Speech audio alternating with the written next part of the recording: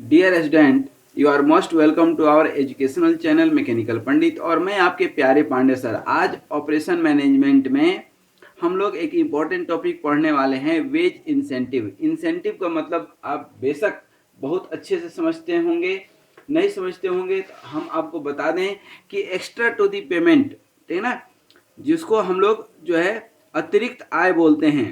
अतिरिक्त आय बोलते हैं, कहने का मतलब क्या होता है, बोनस। सैलरी तो आपको मिल ही मिल रही है आपके अपने काम का, लेकिन कुछ अच्छा काम किए, आपका परफॉर्मेंस कुछ हेल्दी रहा, आपका परफॉर्मेंस कुछ बेटर देन अदर्स रहा, उसके एवज में आपको कुछ बोनस मिलता है, कुछ इंसेंटिव मिलता है। ये इंसेंटिव रेगुलर बेसिस पे हो सकता है, मंथली बेसिस पे हो सकता है, वीकली या ईयरली, जिस बेसिस पे भी रहे उसी को हम लोग बोलते हैं क्या, इंसेंटिव। अब वेज का मतलब सिंपल सी हम बता चुके हैं कि क्या मतलब होता है आपका, सैलरी। अब इसमें वेज जो हम बताए थे, इसमें फाइनेंशियल नॉन फाइनेंशियल दोनों तरह के होते हैं, जिसमें कि कुछ तो आपको सैलरी मिलता है और कुछ सुविधाएं मिलती है जिसको नॉन फाइनेंशियल बोलते हैं, जिसमें कि हेल्थ केयर की फैसिलिटी रहती है, टीए रहता है, ठीक है ना, आपको एचआरए मिल जाता है, ये भी एक जो है फैसिलिटी है। फैमिली के लिए जो है बहुत सारे प्लान रहते हैं, बच्चों के पढ़ाई लिखाई के पैसे मिल जाते हैं।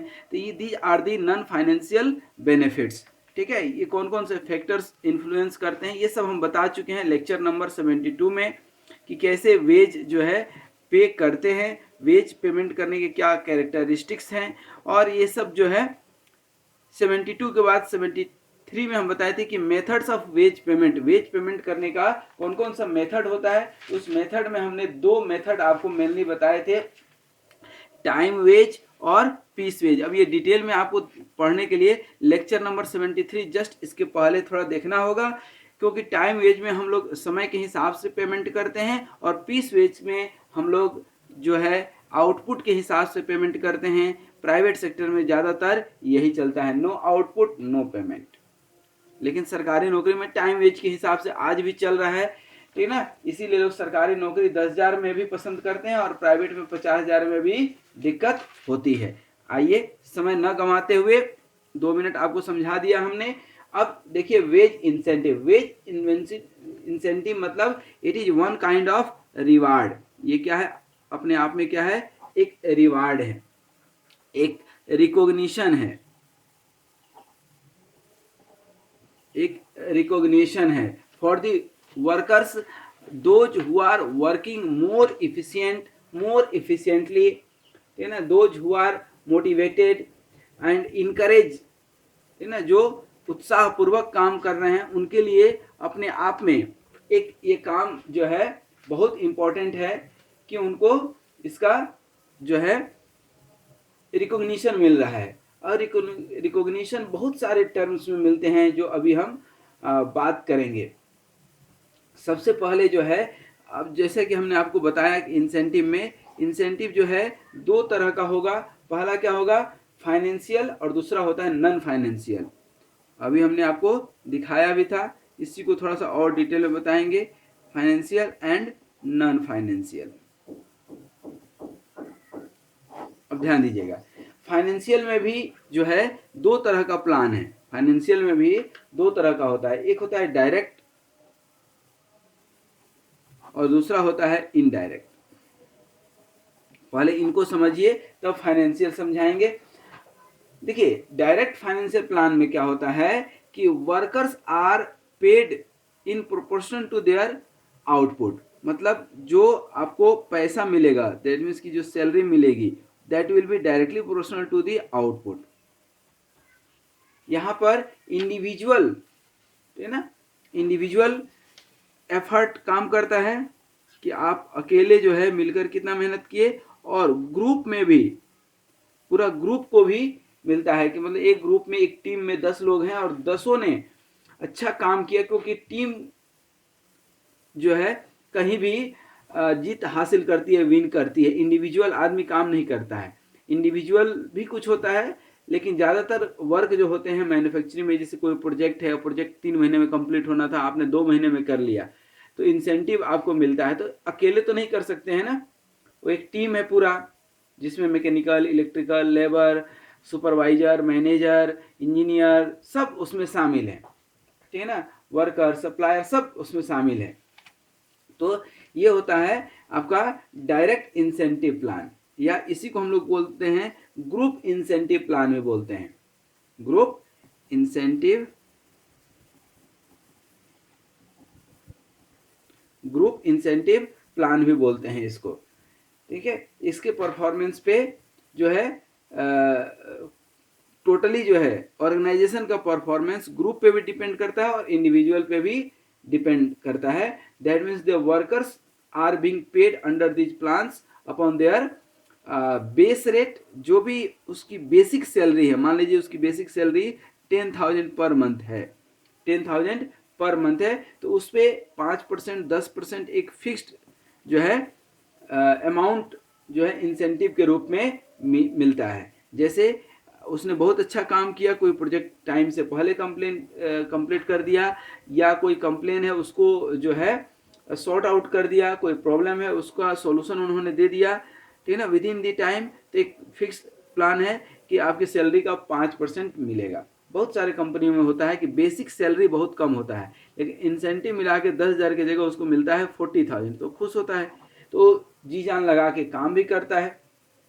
यदि उसने एफर्ट नहीं दिया, वो अच्छे से मेहनत नहीं किया, गोल ओरिएंटेड मेहनत नहीं किया, ठीक है ना, कंपनी को आउटपुट नहीं दिया, तो फिर 10,000 की 10,000 ही मिलेगा। वहीं पे जब इनडायरेक्ट की बात करते हैं, इनडायरेक्ट का मतलब क्या होता है कि यहाँ पर इंसेंटिव या कंपनसेशन अमाउंट ऑफ प्रोडक्शन से रिलेटेड नहीं होता है। यहाँ पर इनडायरेक्ट फाइनेंशियल बेनिफिट्स मिलता है, जैसे जो ऑर्गेनाइजेशन पॉलिसीज होती हैं, जैसे एनुअल इंक्रीमेंट की बात करें, आप अच्छा काम करते हो तो आपको अच्छा इंक्रीमेंट मिलेगा, ठीक है ना। उसके बाद कुछ आपको फ्रिंज बेनिफिट्स मिलते हैं, फ्रिंज बेनिफिट्स मिलते हैं, जैसे आप किसी कंपनी में सुने होंगे कि बहुत अच्छा काम किया, परफॉर्मेंस बहुत अच्छा दिया, तो उसको जो है 3 दिन का जो है विदेश यात्रा फ्री में मिल गया, ठीक है ना, या उसको कपड़े लत्ते मिल गए, या पूरी फैमिली के साथ उसको कहीं टूर पे ले जाया गया, ठीक है ना, कहीं शिमला, कुल्लू, मनाली के लिए जो है हनीमून बनाने के लिए भेज दिया गया। तो दीज आर दी पॉलिसीज, ठीक है ना। तो ये सब कुछ डिपेंड करता है किस पे, इन डायरेक्ट इंसेंटिव प्लान क्या है, ठीक है। फिर नॉन फाइनेंशियल का आप देख ले, नॉन फाइनेंशियल प्लान क्या होता है बेसिकली, दी ये नॉन फाइनेंशियल प्लान क्या होता है कि basically it is not connected to the, यहाँ पर अलग से थोड़ा सा हम इसको बताएं, थोड़ा डिटेल में बताना पड़ेगा। Non financial, non financial basically ये सैलरी या वेज से नहीं होता है, बल्कि ये इमोशन से कनेक्टेड होता है। Emotions, emotions are connected, emotion से कनेक्टेड होता है, ठीक है ना। एस्प्रिट, कंपटीशन, कंपटीशन के अपने जो है कंपनी को आगे बढ़ाने के लिए दूसरे से कितना आप जो है आगे बढ़कर काम करते हैं। Feeling of,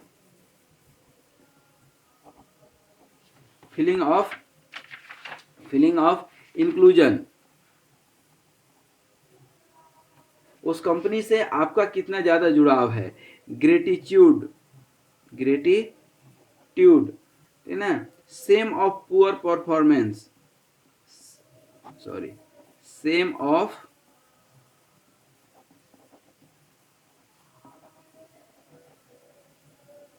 same of poor performance.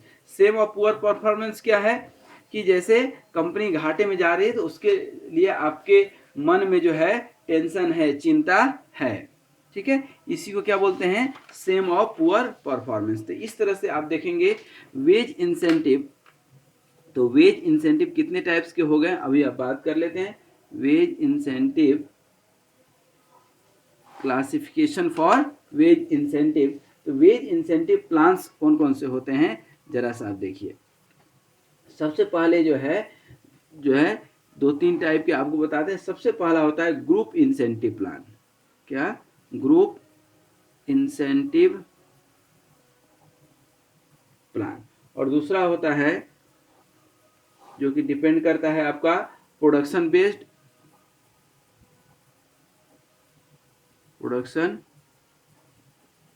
और पहला होता है टाइम बेस्ड। टाइम बेस्ड में भी 4 इसमें मेथड है जो कि हम थोड़ा सा बताएंगे आगे चल करके। कौन सा?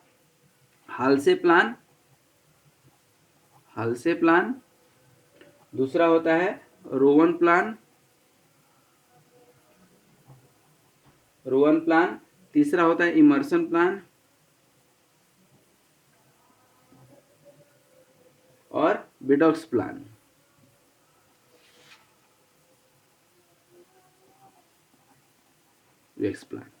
फिर जब बात करते हैं प्रोडक्शन बेस्ड की, ठीक है ना, तो प्रोडक्शन बेस्ड जो है इसमें 2 पार्ट आता है। पहला Taylor's differential piece rate plan, Taylor's का नाम आप जरूर सुने होंगे, Taylor's differential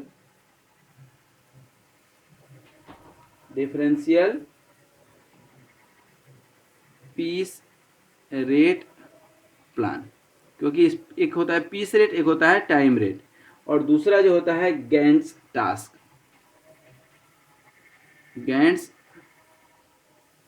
task and bonus plan. उसी तरह से ग्रुप इंसेंटिव की बात करें तो ग्रुप इंसेंटिव भी 4 तरह से होता है। ग्रुप, अब ये थोड़ा थोड़ा सब चीज के बारे में बताएंगे। ग्रुप इंसेंटिव प्लान में 4 कौन कौन सा होता है, तो ध्यान दीजिएगा। पहला होता है प्रीस्टमैन प्लान,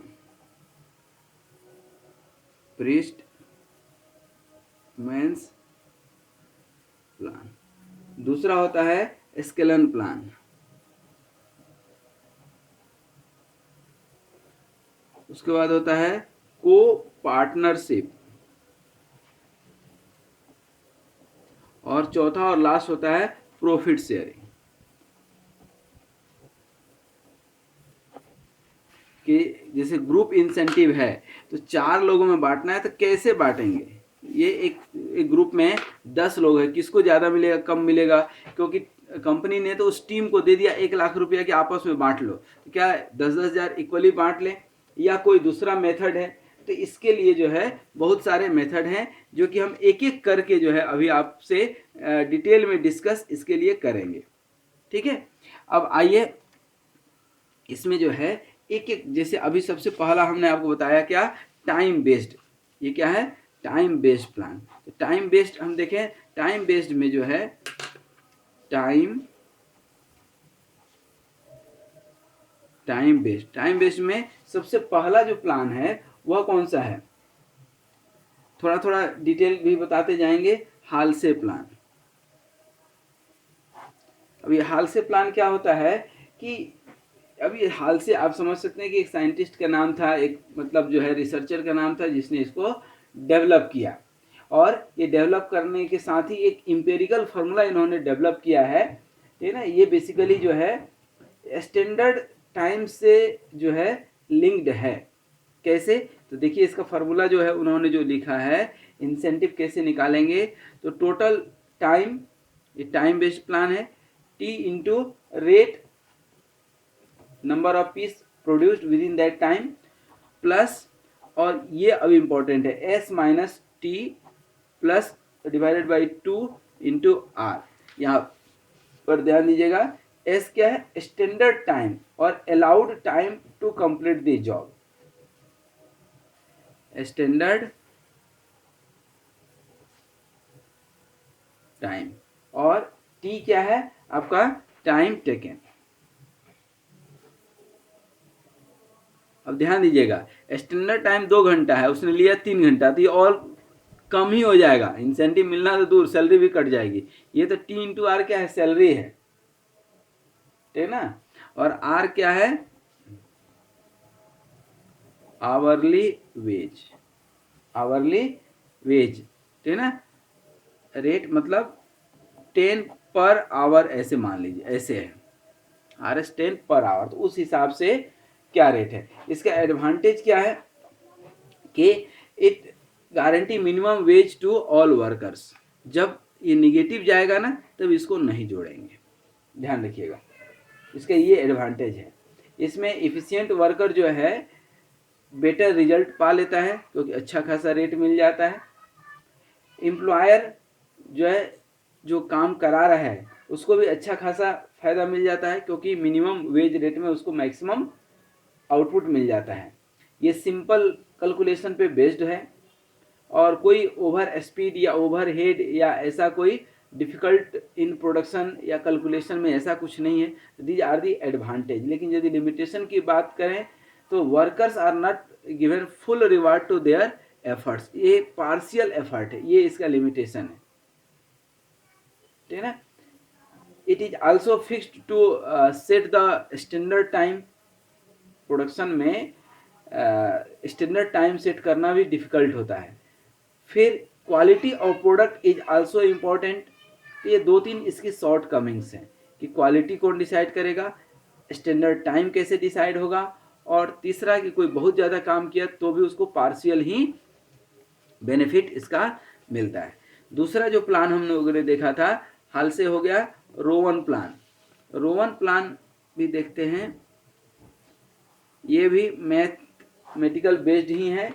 रोवन प्लान भी लगभग सिमिलर है। यही फार्मूला है W equal to T into R, ये तो सैलरी आपका हो गया, प्लस ये S minus T upon S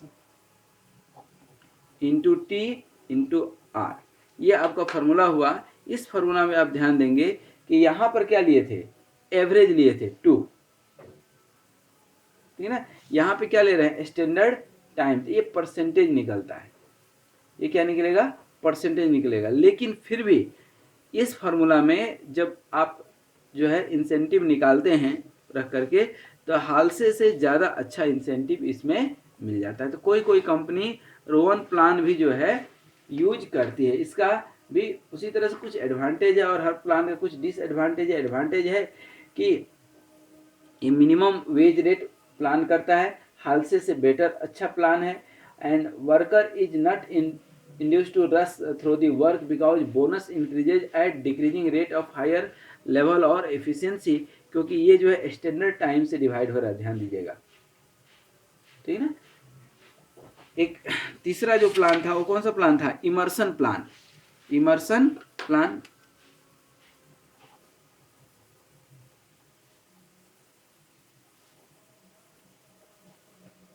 और चौथा जो प्लान आपको मिलेगा वो कौन है, बेड्यूक्स प्लान।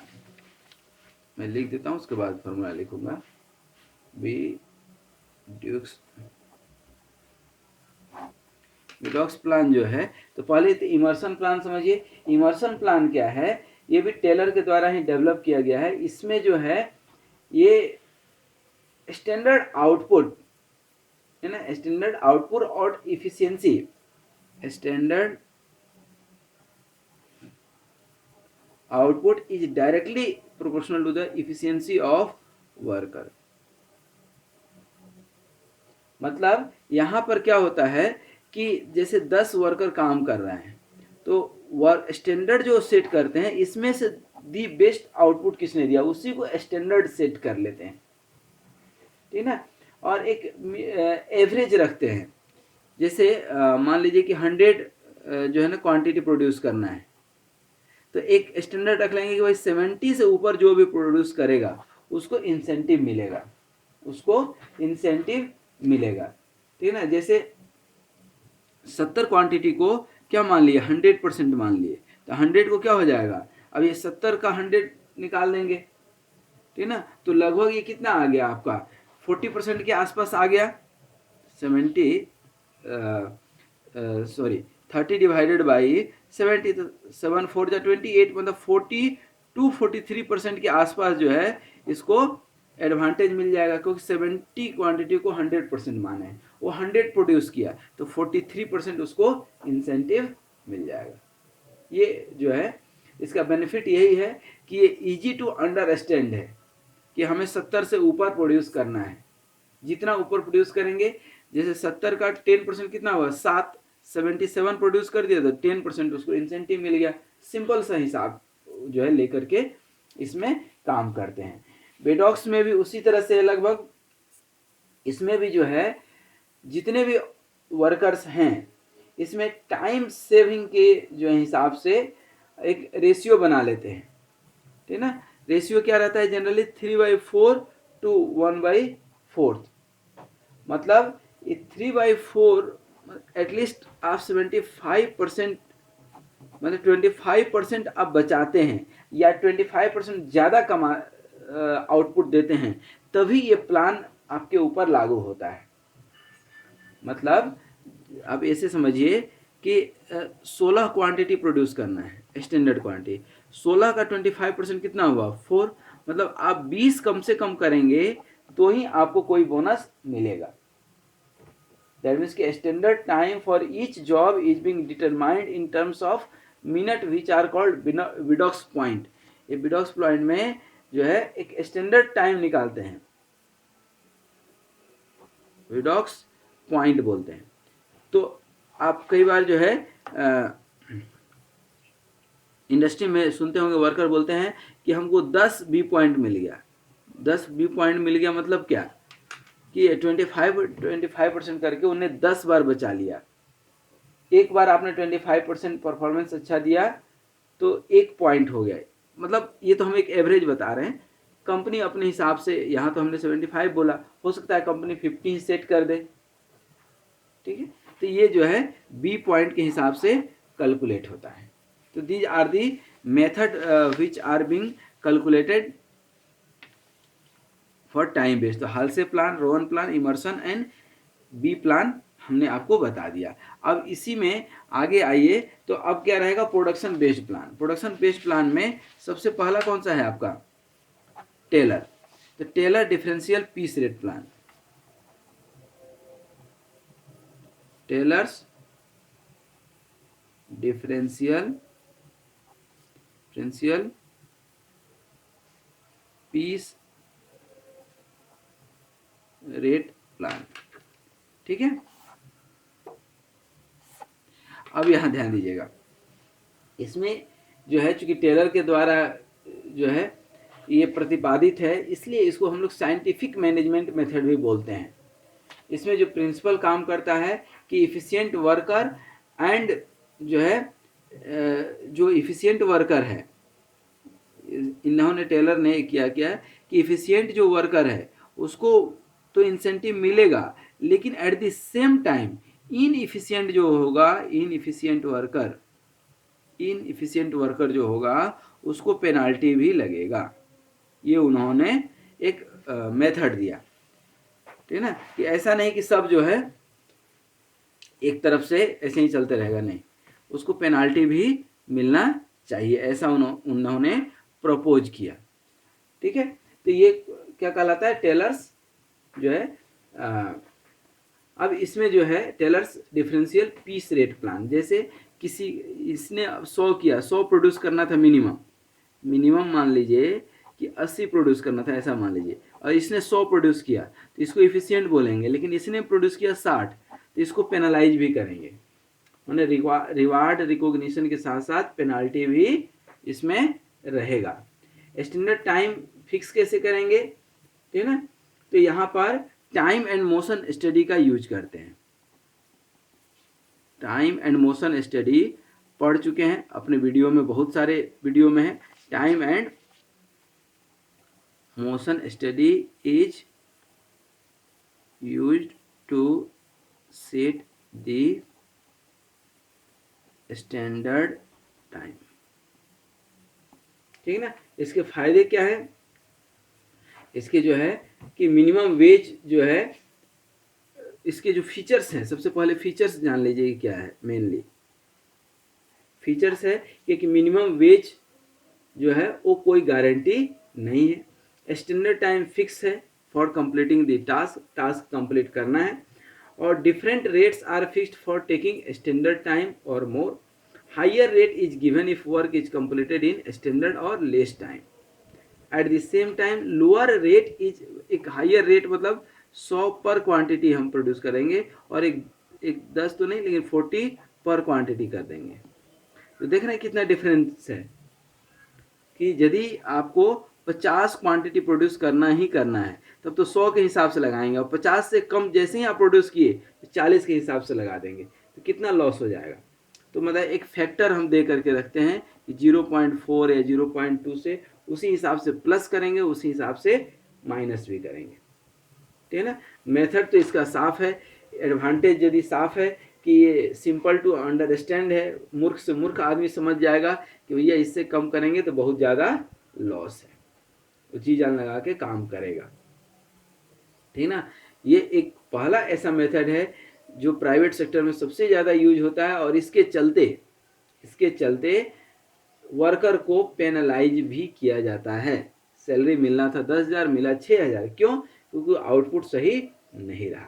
एक दूसरा मेथड इसी में हमने आपको बताया था, जिसका नाम था गैंट्स टास्क मेथड, ठीक ना, वो भी समझ जाइए, गैंट्स टास्क मेथड, है ना, या बोनस गैंट्स टास्क, और या इसी को जो है बोनस प्लान भी बोलते हैं।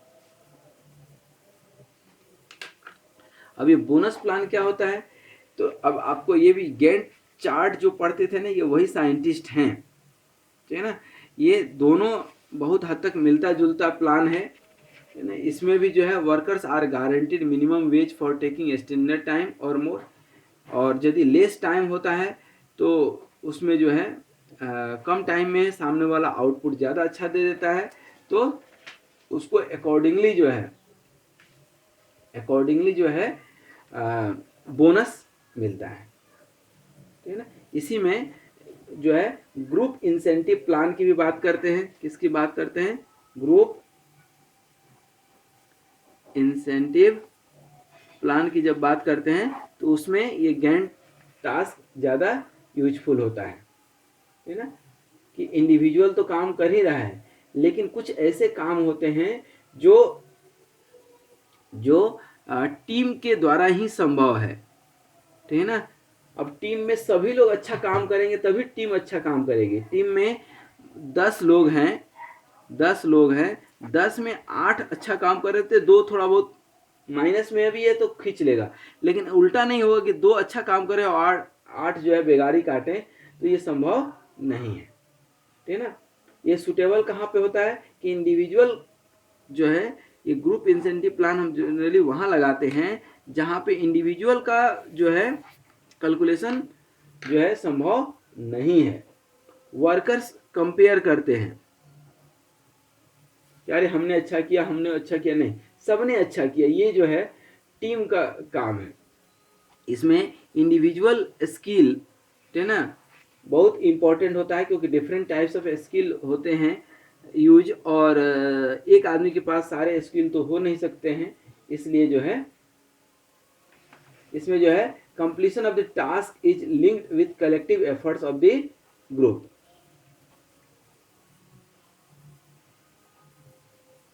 कंप्लीशन ऑफ टास्क, ठीक है ना, तो that is the completion of task is being determined by the collective effort bye all, collective effort bye all, ठीक है ना। इसमें नंबर ऑफ पर्सन जो है बहुत ज़्यादा नहीं होते हैं, लेकिन बहुत कम भी नहीं होते हैं, मिनिमम 10 जो है रहना ही चाहिए, मिनिमम 10। इसमें बोनस तभी मिलता है, ठीक है ना। इसका जो बोनस का मेथड है कि सिंपल सा मेथड है कि if all the person in the group have same type of ability और skill then bonus may be distributed equally bonus बांट दे, या group members are paid wages according to same time scale, मतलब अपने salary का कुछ percentage divide कर दें। If workers earn different amounts of wage, then bonus may be distributed in proportional to their basic salary. एक तो होता है सैलरी और दूसरा होता है बेसिक सैलरी के प्रोपोर्शन में। बोनस में also be paid on the basis of certain percentage, ठीक है ना, कि टोटल हमने 1 लाख दिया, 1 लाख में 5% इनको, 10% इनको, ऐसा जो है हम कर सकते हैं। ये ग्रुप इंसेंटिव प्लान। और आजकल तो और भी जो है ग्रुप इंसेंटिव प्लान में क्या होता है कि जैसे कहीं से आपको 10 लाख मिला तो 10 लाख का सामान खरीद करके, और 10 लाख है और लोग हैं मान लीजिए 15, तो 10 लाख का कुछ सामान 15 क्वांटिटी खरीद करके लोग बांट लेते हैं, ये भी एक तरीका है, या हेल्थ इंश्योरेंस प्लान ले लिए, कोई हेल्थ पॉलिसी ले लिए, सभी लोग, तो उस पैसे का यूटिलाइजेशन हो जाता है बार्गेनिंग करके। ठीक है, अब हम लोग आएंगे ग्रुप इंसेंटिव प्लान को थोड़ा सा और डिटेल में समझेंगे, और इसके जो मेथड्स हैं, ये 4 मेथड हमने आपको बताए थे, तो एक एक मेथड जो है यहाँ पर समझेंगे। सबसे पहला मेथड जो है प्रिस्टमैन प्लान था।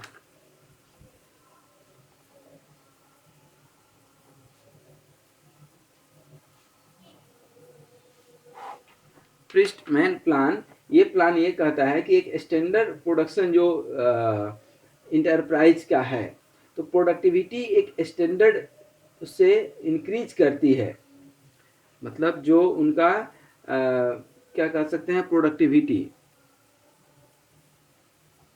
एक स्टैंडर्ड लेवल से इंक्रीज करती है। उनको लगता है कि नहीं, कंपनी बहुत अच्छा कर रही है, तो अकॉर्डिंगली वे बोनस जो है डिस्ट्रीब्यूट करते हैं। और ये बोनस का जो डिस्ट्रीब्यूशन होता है, जो अकॉर्डिंग टू वेज फाइनेंशियल के बजाय जो है, ये ग्रुप इंसेंटिव प्लान का चूंकि है, तो सभी को इक्वल डिस्ट्रीब्यूशन में बांट देते हैं। ठीक है ना, ऐसा जो है, जैसे मान लीजिए कि 20% growth each and every one will get. ठीक है ना, इसमें जो है जो वर्कर है, अच्छा काम करने वाला है, उसको तो 20% मिलता ही मिलता है, जो नहीं काम करने वाला है उसको भी 20% मिल जाता है। बस यही इसका एक बुराई है, बाद बाकी कोई दिक्कत नहीं है। दूसरा प्लान आपको हमने क्या बताया था, एस्केलन प्लान। एस्केलन प्लान क्या होता है कि ये जो है एक जोसेफ एस्केलन साइंटिस्ट हुआ करते थे, उन्होंने डेवलप किया। तो payment of 1% participating bonus for every 1% increase in productivity, है ना। 1% यदि प्रोडक्टिविटी इंप्रूव होती है, या हम सीधा कह लें 1% बेनिफिट होता है कंपनी को, तो 1% शेयर जो है वो शेयर करेगी सभी से। 2% होता है तो 2%, 3% डायरेक्ट प्लान है। एक होता है को पार्टनरशिप प्लान। क्या होता है को पार्टनरशिप? को पार्टनरशिप, इसमें जो है को पार्टनरशिप में क्या होता है कि offered share of the company, जैसे टाटा मोटर है, टाटा मोटर की क्या है, अपनी शेयर्स हैं मार्केट में, शेयर मार्केट में उनके अपने शेयर हैं। तो कंपनी यदि प्रॉफिट में जाती है तो ऑब्वियसली शेयर का कीमत बढ़ेगा, नंबर ऑफ शेयर्स जो है, नंबर ऑफ शेयर कंपनी लाती है मार्केट में, तो जो नंबर ऑफ शेयर लाई तो वो एम्प्लॉय में डिस्ट्रीब्यूट कर देती है, तो इतने शेयर का फायदा हुआ। मतलब पहले जो शेयर कितने का था, 500 रुपये का, ठीक ना, नंबर ऑफ शेयर कितना था, 10 मान लीजिए, या 10 करोड़ होता है, वो तो करोड़ों की संख्या में होती है, लेकिन मान लीजिए 10 है। अब कंपनी का शेयर कितना हो गया, 700 में। अब 700 में ये लगभग कितना हो गया, 15 हो गया, उतना ही। तो ये 5 शेयर एक्स्ट्रा आ गया कि नहीं कंपनी के पास, क्योंकि कीमत तो सेम रहा, ये भी 5000, ये भी लगभग 5000 के आसपास हो गया, क्योंकि कंपनी की शेयर क्या हो गई, बढ़ गई, एक शेयर पे 2 एक्स्ट्रा आ गया। या कंपनी का मान लीजिए सिंपल सा कि 1000 हो गया शेयर की कीमत, तो जो शेयर पहले 500 का था वो 1000 हो गया, जहां 10 शेयर था अब क्या हो गया 20, तो 10 एक्स्ट्रा शेयर आ गए कि नहीं कंपनी के पास। 10 एक्स्ट्रा शेयर कंपनी क्या करती है, अपने एम्प्लॉय को एज ए बोनस में बांट देती है। और चौथा और लास्ट जो है हमने आपको लिखा है प्रॉफिट शेयरिंग, ये भी एक बहुत इंपॉर्टेंट है। ये पहले भी हम लोग जो है बता चुके हैं। अब प्रॉफिट शेयरिंग में कंपनी क्या करती है कि जितना % प्रॉफिट हुआ, ठीक है ना, जितना प्रॉफिट हुआ उसकी एक परसेंटेज 2-3 टर्म में बांट देती है। कैसे कैसे, पहला चले जाएगा ऑर्गेनाइजेशन को, दूसरा जाएगा किसको, CSR को, कॉर्पोरेट सोशल रिस्पॉन्सिबिलिटी को, तीसरा जाएगा एम्प्लॉय को, ठीक ना, और चौथा और पांचवा जाएगा किसको, ऑनर या जो भी बोर्ड मेंबर्स या जो भी हायर टॉप लेवल पे लोग हैं उनको। तो इसका जो है कुछ एडवांटेज भी है, इसमें एक कोर्डियल रिलेशन बनता है कि घाटा हुआ तो सबका घाटा हुआ, प्रॉफिट हुआ तो सबका जो है फायदा हुआ। इसका ऑब्जेक्टिव क्या रहता है कि right of workers for sharing the prosperity of the organisation, सबको लगता है कि ऑर्गेनाइजेशन पे मेरा अधिकार है, ठीक है। Worker feels as a member of the organisation rather than employ की तरह वो ट्रीट नहीं करते, वो मालिक की तरह, क्योंकि आप मालिक हो गए ना।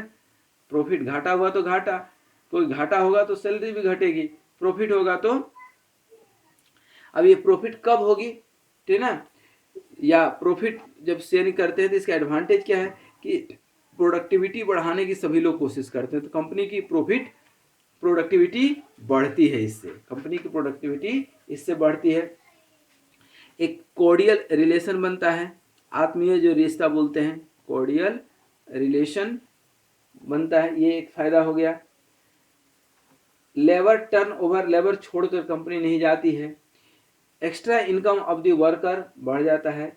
Less supervision of the work, क्योंकि वहाँ नौकर कोई नहीं रहा ना, सब अपने आप को मालिक ही फील करता है, और होना भी चाहिए, क्योंकि मालिक एक ऐसा है जिसको सुई से लेकर सैटेलाइट तक की चिंता रहती है कंपनी की। वर्कर तो सिर्फ अपने काम से काम रखता है, तो वर्कर बनने के बजाय जो है मालिक बनना जो है ज़्यादा अच्छा, ज़्यादा वो हैप्पी फील करती है। फिर इसमें एक जो है सोशल जस्टिस भी इम्पॉर्टेंट है, लोगों को लगता है कि सोशल जस्टिस हमें मिल रहा है। इसका कुछ लिमिटेशन भी है या डिसएडवांटेज भी है, जो शॉर्ट में हम आपको बता दें। इसका डिसएडवांटेज है सबसे पहले कि इफिशिएंट और नॉन इफिशिएंट वर्कर के बीच जो है कहानी खत्म हो जाती है। कुछ ऐसे भी तो होते हैं जो काम ही नहीं करते हैं, उनको भी उतना ही मिल रहा है जितना जो काम करता है उसको भी। दूसरा सबसे बड़ा लॉस है कि अनसर्टेनिटी, क्या जरूरी है कि कंपनी प्रॉफिट में ही जाएगी, कंपनी लॉस में गई तो। फिर मैनिपुलेशन ऑफ द अकाउंट, ठीक है ना, वर्कर को लगता है कि कंपनी तो बहुत प्रॉफिट में है, लेकिन अकाउंट वाले जो है या मैनेजमेंट वाले जो है शो नहीं कर रहे हैं, चुरा लिए पैसा, ठीक है ना। Opposition of the trade union, इसमें ट्रेड यूनियन वाले भी अपोजिशन करते हैं, ठीक है ना, तो प्रॉफिट शेयरिंग मत करो, क्योंकि ये यूनियन से मतलब नहीं रखते हैं जहाँ पे ऐसा होता है तो। फिर इनएडेक्वेट इंसेंटिव, इंसेंटिव भी कोई फिक्स नहीं रहता है कि इतना आपको मिलेगा ही मिलेगा। तो these are the main system of the profit sharing. तो ये एडवांटेज डिसएडवांटेज, और इसके साथ ही जो है इसके कुछ बेसिक प्रिंसिपल होते हैं। इसका बेसिक प्रिंसिपल ये होता है कि जो है एम्प्लॉय का मनोबल बढ़ाने के लिए, स्पिरिट बढ़ाने के लिए ये बहुत अच्छा एक प्लान है प्रॉफिट शेयरिंग, है ना। ये सफिशिएंट इंसेंटिव टू वर्कर्स भी देता है, और फीलिंग कि हम जो है कंपनी से अलग हैं ये हटाता है, ये एक इसका बहुत बड़ा फायदा है। ये एक बहुत अंडरस्टैंडिंग, इसमें एक सबसे बड़ा चीज़ क्या होता है कि प्रॉफिट शेयरिंग, तो प्रॉफिट शेयरिंग जब होगा तो कंपनी का जो भी अकाउंट या जो भी ऑनर है वो क्या करेगा, एक अपॉर्चुनिटी यहाँ पर देता है, एक ओपन प्लेटफॉर्म पे काम करने का अपॉर्चुनिटी देता है कि लो भाई आप देख लो कि क्या इनकम हुआ कंपनी को और क्या जो है एक्सपेंडिचर हुआ, कहाँ पे लॉस हुआ, कहाँ पे प्रॉफिट हुआ, कुल मिलाकर के ओवरऑल क्या रिजल्ट रहा, ये जो है प्रेजेंटेशन देता है, ठीक है ना। तो ये एक ओपन प्लेटफॉर्म है, यहाँ पे एम्प्लॉय क्रॉस क्वेश्चन भी कर सकता है, करता नहीं, ठीक है ना। सबसे पहला चीज, अब ये प्रेजेंटेशन के बाद आपको आ जाता है कि भाई 10 करोड़ का प्रॉफिट हुआ कंपनी को। भाई कंपनी का मतलब क्या है, प्रॉफिट। यदि हर साल लॉस होते रहे तो फिर तो काम नहीं चलेगा। तो ये 10 करोड़ का प्रॉफिट हुआ तो ये इजी टू अंडरस्टैंड है कि अब हमारे पास इतने, जैसे 10 करोड़ का बेनिफिट हुआ और 100 करोड़ सैलरी जा रही है, 100 करोड़ जो है सैलरी जा रही है, तो 10 करोड़ बेनिफिट हुआ मतलब कि 10% जो है सबको बोनस मिल जाएगा, कहानी खत्म, ठीक है ना। तो ये जो है बहुत इजी टू इम्प्लीमेंट होता है। इसका सबसे बड़ा प्रॉफिट शेयरिंग का होता है कि इजी टू इम्प्लीमेंट और no overhead cost, overhead cost मतलब कंपनी बाध्य नहीं है कि हम आपको इंसेंटिव देंगे ही। भाई कंपनी प्रॉफिट में जाएगी तो सोचेंगे, नहीं जाएगी तो कहानी ही खत्म। तो ये सब कुछ फायदे हैं इसके। तो एक बार फिर से हम लोग इसको रिवाइज कर लें कि आज हमने जो है आपको इंसेंटिव प्लान जो है वेज इंसेंटिव बता रहे थे। तो सबसे पहले हमने आपको बताया क्या कि वेज इंसेंटिव क्या होता है, मतलब रिवार्ड या recognition in terms of financial and non financial. Financial में भी डायरेक्ट होता है, इनडायरेक्ट होता है। चूंकि वेज इंसेंटिव की बात कर रहे हैं तो सैलरी के मतलब मॉनेटरी टर्म की ही बात कर रहे हैं ज़्यादातर।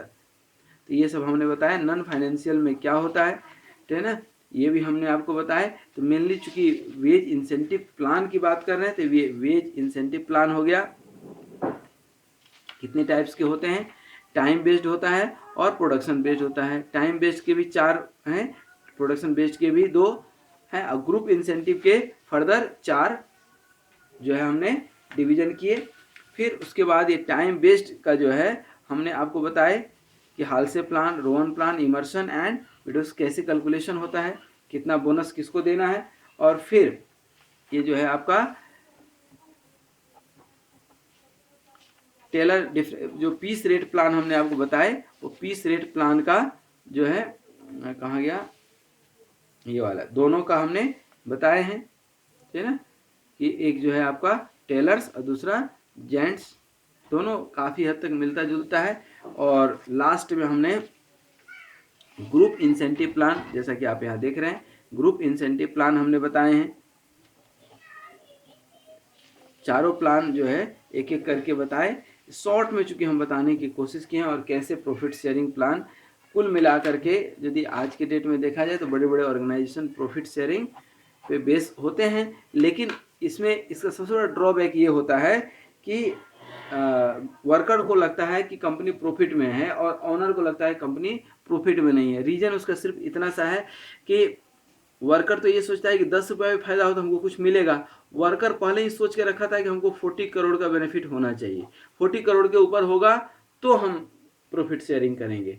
तो कहानी वहीं की वहीं खत्म हो जाती है। अगले मान लीजिए 40 करोड़ हुआ, ठीक है ना, तो 50 करोड़ में 10 करोड़ तो बांट देगा वो, 40 करोड़ अपने पास रख लेगा। अगले साल के लिए वो 50 करोड़ का टारगेट दे देगा, 50 करोड़ से ऊपर प्रॉफिट होगी तो हम बांटेंगे, नहीं तो नहीं बांटेंगे। मान लीजिए कि 60 करोड़ हो गया, ठीक है ना, तो एम्प्लॉय या मर मर के काम किया, बेनिफिट हुआ 60 करोड़, 50 करोड़ रख लेगा, 10 करोड़ बांट देगा। अब अगली बार टारगेट रख लेगा 60 करोड़ का। अब एम्प्लॉय मरे मरे काम करता है कि 70 करोड़ बेनिफिट हो तब तो हमें प्रॉफिट शेयरिंग मिलेगी। तो कहने का मतलब कि ऑनर या मालिक जो भी है ना अपना टारगेट बढ़ाते जाता है। टारगेट बढ़ाने के चक्कर में क्या होता है, एम्प्लॉय को भी टारगेट लेना पड़ता है, उसके अकॉर्डिंग काम करना पड़ता है, तभी तो बेनिफिट दिखेगा, प्रॉफिट दिखेगा। तो ये कुल मिला करके आज का जो लेक्चर था, लेक्चर नंबर जो है 74, वेज इंसेंटिव प्लान, कि कैसे वेज इंसेंटिव कैलकुलेट करते हैं। अब नेक्स्ट लेक्चर से लेक्चर नंबर 75 से इसी में हम लोग शुरू करेंगे क्या, डिसीजन मेकिंग प्रोसेस, लाइफ का भी, इंडस्ट्री का भी, समाज का भी। और कहीं भी देखो डिसीजन मेकिंग सबसे इंपॉर्टेंट होता है। काश उस समय हम ये कर लिए रहते, काश उस समय हम ये डिसाइड, आदमी डिसाइड ही नहीं कर पाता है क्या करना है, कैसे करना है, क्यों करना है, कब करना है। Decision is very important. So in the next lecture we will go for decision making, ठीक है ना। ये डिसीजन मेकिंग की लेक्चर नंबर अब 75 से शुरू करेंगे, तो उसमें भी 4-5 लेक्चर आपको लेंगे। Thank you very much for watching this video. Be happy, healthy and keep smiling. Wish you all the best.